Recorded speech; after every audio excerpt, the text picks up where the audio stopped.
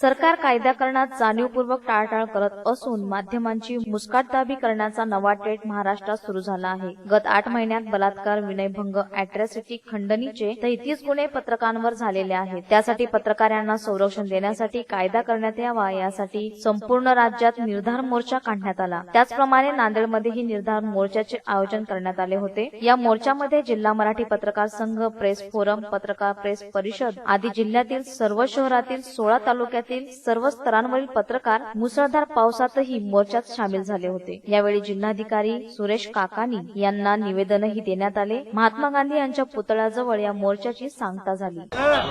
माननीय मुख्यमंत्री फडणवीस यांनी गेल्या 1.5 वर्षापूर्वी पत्रकारांना पेन्शनचा प्रश्न आम्ही सहानुभूतीपूर्वक सोडू असं सांगितलं, पण सहानुभूती आतापर्यंत आली नाही। 1.5 वर्ष झाले या गोष्टीला, पत्रकारावर हल्ले व्हायलेत। आमच्या 2 प्रमुख मागण्या आहेत। हल्ला विरोधी कृती समितीचे आमचे एस एम देशमुख साहेब आहेत, त्यांच्या नेतृत्वाखाली हा मूक मोर्चा आहे आणि संरक्षण कायदा व्हावा। आणि दुसरी गोष्ट सगळ्यात महत्वाची, ज्येष्ठ पत्रकारांना पेन्शन मंजूर करण्यात यावं याच्यासाठी आम्ही सगळे बांधव जमलो आहोत। पत्रकारांवर होणारे वाढते हल्ले रोखण्यासाठी पत्रकार संरक्षण कायदा करावा, राज्यातील ज्येष्ठ पत्रकारांना पेन्शन योजना लागू करावी आदी मागण्याच्या संदर्भामध्ये पत्रकार हल्ला विरोधी कृती समिती महाराष्ट्र यांच्या वतीनं महाराष्ट्रामध्ये आज प्रत्येक जिल्ह्यामध्ये मूक मोर्चाचं आयोजन करण्यात आलेलं आहे। याच पार्श्वभूमीवर नांदेड जिल्ह्यात देखील आज पत्रकार हल्ला विरोधी कृती समितीच्या वतीनं मूक मोर्चाचं आयोजन करण्यात आलेलं आहे। या मूक मोर्चामध्ये नांदेड जिल्ह्यातील सर्व पत्रकार संघटना सहभागी झालेल्या आहेत। हा मोर्चा दुपारी 1 वाजता डॉक्टर आंबेडकर यांच्या पुतळ्यापासून महात्मा गांधी यांच्या पुतळ्यापर्यंत जाणार आहे। महाराष्ट्रामध्ये गेल्या कित्येक वर्षापासून पत्रकारांची मागणी होती, पत्रकारांची विविध मागण्या होत्या, पण महाराष्ट्र शासन पत्रकारांच्या मागण्याकडे लक्ष देत नव्हते। महाराष्ट्र शासनाच्या डोके ठिकाणावर आणण्यासाठी संपूर्ण महाराष्ट्रभर पत्रकार संघटनांनी या ठिकाणी मूक मोर्चा आयोजन केलेलं आहे। नांदेड जिल्ह्यामध्ये कांबळे साहेब यांच्या नेतृत्वाखाली आंबेडकर पुतळा ते कलेक्टर ऑफिस हे मोर्चा काढण्यात येणार आहे। या महाराष्ट्र शासनाने या मोर्चाची दखल घ्यावी आणि पत्रकारांच्या मागण्या पूर्ण कराव्या। गेले अनेक वर्ष आपण बघत आहोत की पत्रकारावर मोठ्या प्रमाणात हल्ले होत आहेत। पत्रकारावर जाणून बुजून आकस बुद्धीनं खोटे गुन्हे दाखल करून वेगवेगळ्या प्रकरणामध्ये गुंतवायचं, खंडणीच्या प्रकरणात गुंतवायचं, गावातली कुठली प्रकरणं असतील त्याचा फायदा घ्यायचा आणि त्याच्या समोरच्या दुश्मनाला समोर घेऊन विशेषतः ग्रामीण भागामध्ये हे प्रकार मोठ्या प्रमाणात होत आहेत आणि ग्रामीण भागातील पत्रकारांना तिथे जगणं असह्य झालंय।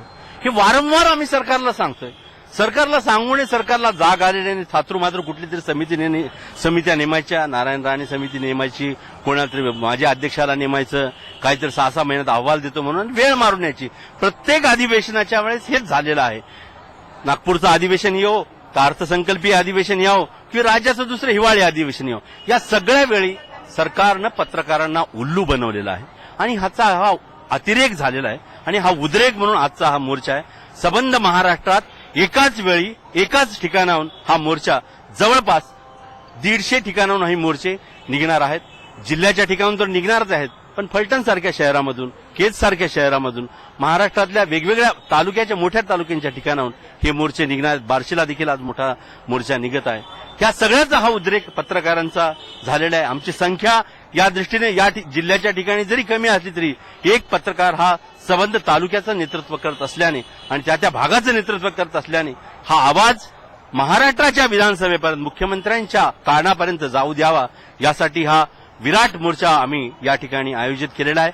मराठवाड्यामध्ये त्याचप्रमाणे आपल्या नांदेड जिल्ह्याने नेहमीच ऐतिहासिक मोर्चाची परंपरा, कुठल्याही मोर्चाची परंपरा कायम ठेवलेली आहे। नांदेडचा ही मोर्चा ऐतिहासिक होणारच आणि आमच्या मागण्या आम्ही पदरात पाडून घेणारच। पत्रकारिता जिल्ह्यामध्ये अत्यंत वाखाणण्याजोगी आहे, शांततेची आहे आणि अहिंसावादी आहे।